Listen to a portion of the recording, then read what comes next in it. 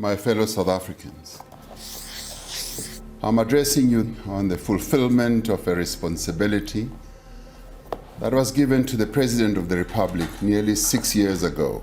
I wish to outline the critical actions that government is taking and the work that has already been done to give effect to the Commission's recommendations and forever bring an end to state capture. In 2016, a report written by the South African Public Protector, Thuli Modensela, revealed that the then South African President Jacob Zuma and his close associates had been involved in a corrupt relationship with the wealthy Gupta family. This report was the first time that the state capture scandal was brought to light, where it is believed that the Indian-born Gupta family maintained strong relationships with both the president and his family. And they leveraged these relationships to their advantage to gain lucrative government contracts and other business agreements. However, in 2017, investigative journalists disclosed a batch of hacked emails that became known as the Gupta leaks, where these emails in fact revealed additional information about the state capture scandal. The emails also exposed a massive network of corruption that involved members of the Gupta family, as well as corporate executives, government officials, and others. Yet, before we move forward with the details of what the scandal was all about, let's first understand the concept of the culture of state capture and how it operates in South Africa.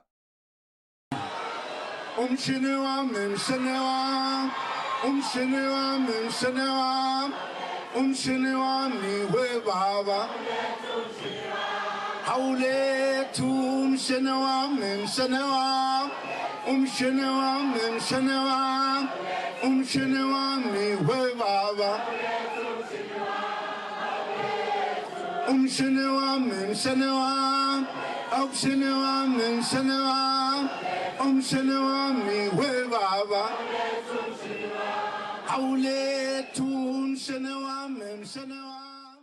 Tell us the conditions of the money donated to you for you to be a president.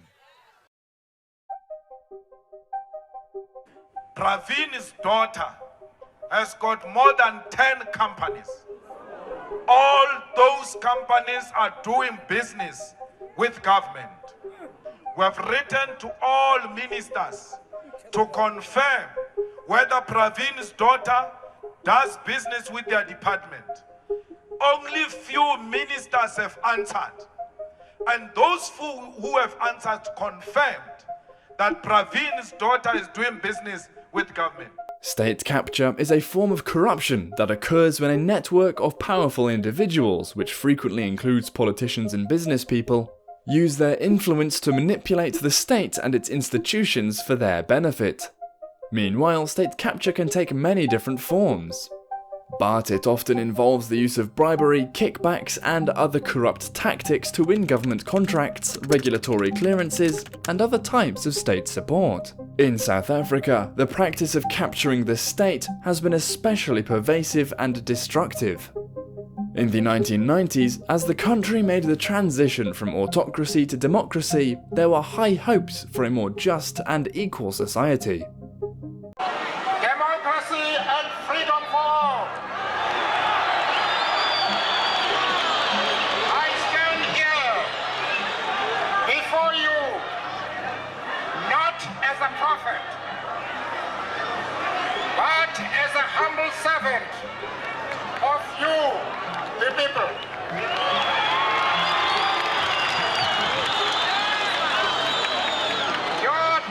However, these hopes were quickly destroyed when a wave of corruption swept through the government and corporate communities. Yet, when the African National Congress, ANC, the country's current ruling party, came to power in the 1990s, the beginnings of state capture in South Africa began to take root.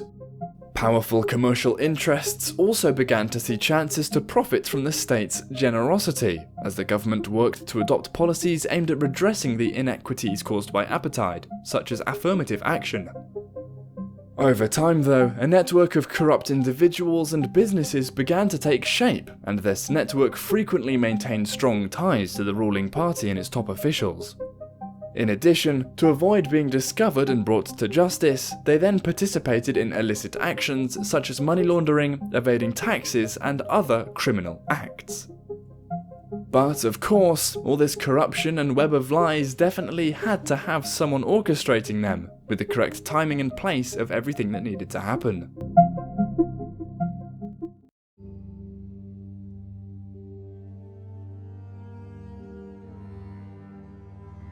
You see, one of the key players in the state capture network was the Gupta family, a wealthy business dynasty with close ties to former President Jacob Zuma, and other high-ranking ANC officials.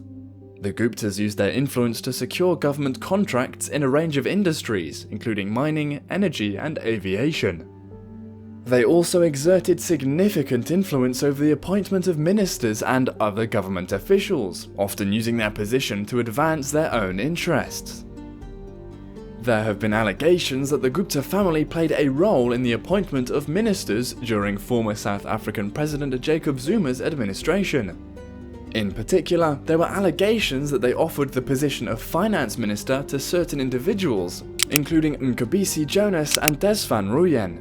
While the Guptas have denied any wrongdoing, these allegations have been the subject of a high-profile inquiry in South Africa.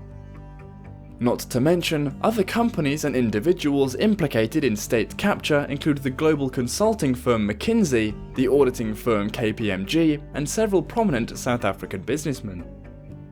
Whilst it may seem concerning that powerful individuals can influence the state and its affairs like puppeteers, the reality of the dire consequences becomes even more alarming once the full picture is revealed.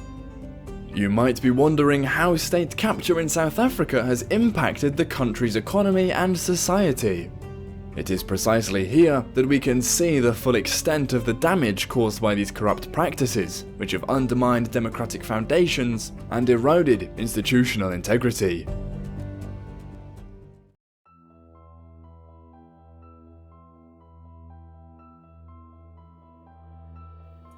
To begin with, state capture resulted in the diversion of public funds to private interests, leading to a reduced investment in public services and infrastructure. This, in turn, has hindered economic growth and contributed to rising levels of poverty and inequality.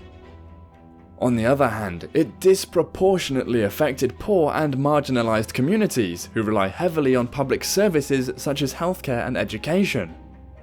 While the diversion of public funds led to a shortage of essential medicines and medical equipment, as well as inadequate staffing levels and poor working conditions for healthcare professionals. And let's not forget about how the diversion of public funds has led to inadequate investment in infrastructure, resulting in poor road networks with endless potholes, inadequate water supply, and unreliable electricity supply as a whole, plunging the country into daily blackouts. Meanwhile, the revelations of widespread corruption and unethical business practices have damaged the country's image as a stable and transparent democracy. It has also undermined its attractiveness as an investment destination, reducing the country's ability to attract foreign investment and economic development. Additionally, experts' estimates suggest that the country has lost billions of dollars due to corruption and mismanagement. For example, the Daily Maverick, a South African news publication, estimated that state capture cost the country roughly $100 billion in the 4 years preceding 2019.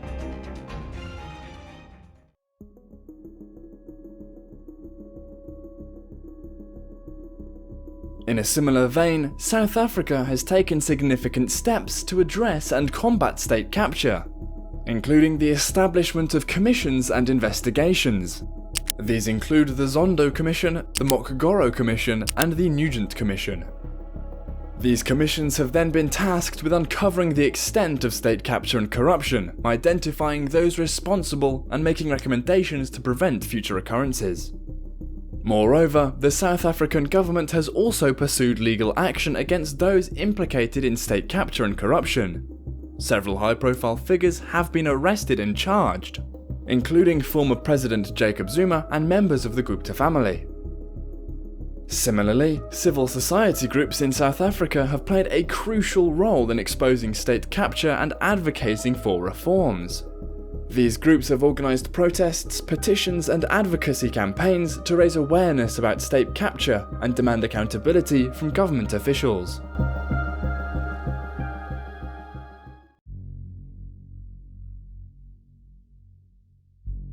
State capture in South Africa has had a devastating effect, not only on the country itself, but also on a global scale. The looting of state resources by corrupt politicians and businessmen has had negative impacts on the country's economic growth, which in turn has indirectly affected the economies of other African countries, as South Africa is the most industrialized economy on the continent. The weakening of South Africa's democratic institutions and the capture of the state by a small group of individuals also had the potential to create political instability in the region. South Africa plays a crucial role in regional security in southern Africa, but the weakening of the country's institutions and the diversion of resources to corrupt individuals had negative consequences for regional security. State capture has also damaged South Africa's reputation on the international stage, which has had an impact on the country's relationship with other countries. This led to a loss of confidence in the country's ability to govern itself, making it less attractive to foreign investors. And while the country has made progress in addressing corruption and promoting institutional reforms, there is still much work to be done to prevent the recurrence of state capture and promote good governance.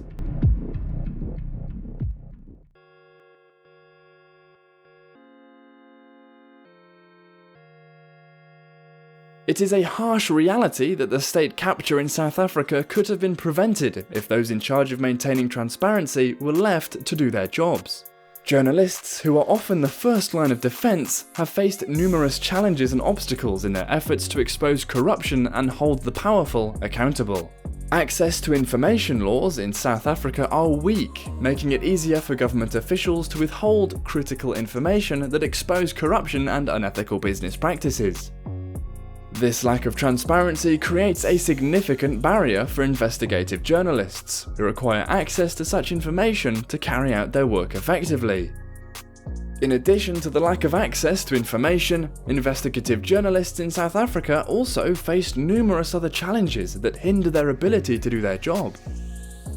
These challenges include a lack of necessary resources, such as funding for travel, legal support, and security measures to protect themselves and their sources. All too often, journalists who attempt to report on corruption and unethical business practices are met with harassment, intimidation, and even physical violence.